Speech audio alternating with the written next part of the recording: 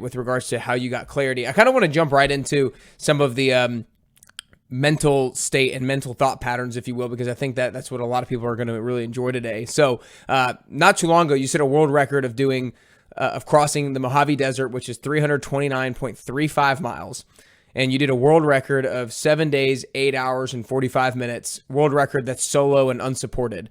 I know that there was a lot of different grueling times during it, but I know that the last 72 miles you had to do in 36 hours with no sleep. So what are some of the thought patterns that keep you going during times of like extreme pain, struggle, and discomfort that prevent you from quitting and keep you moving at a particular pace that you need to be moving at?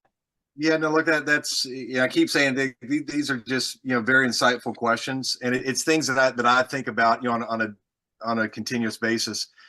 It's really when you're in those times, and the two greatest things that kept going through my mind on that particular crossing were surrender and perspective.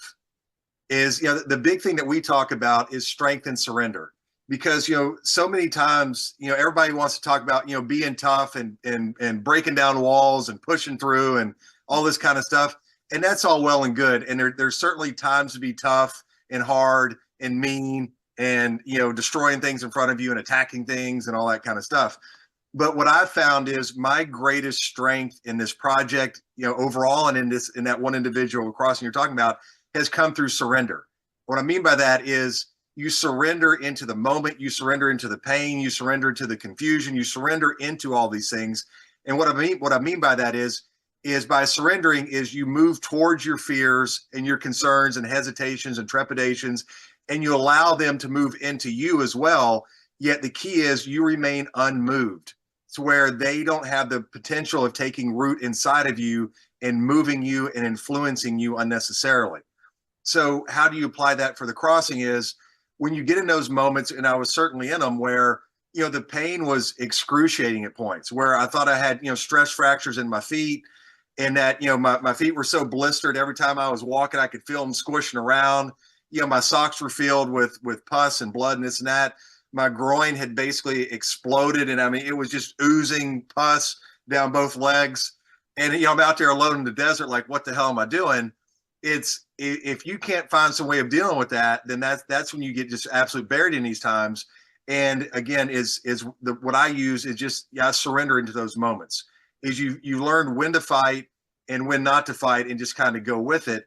But kind of accompanying that strength and surrender is just perspective. Is like a lot of people say embrace the suck, which personally I don't like that. A lot of times I think it's just completely overused and used wrong these days.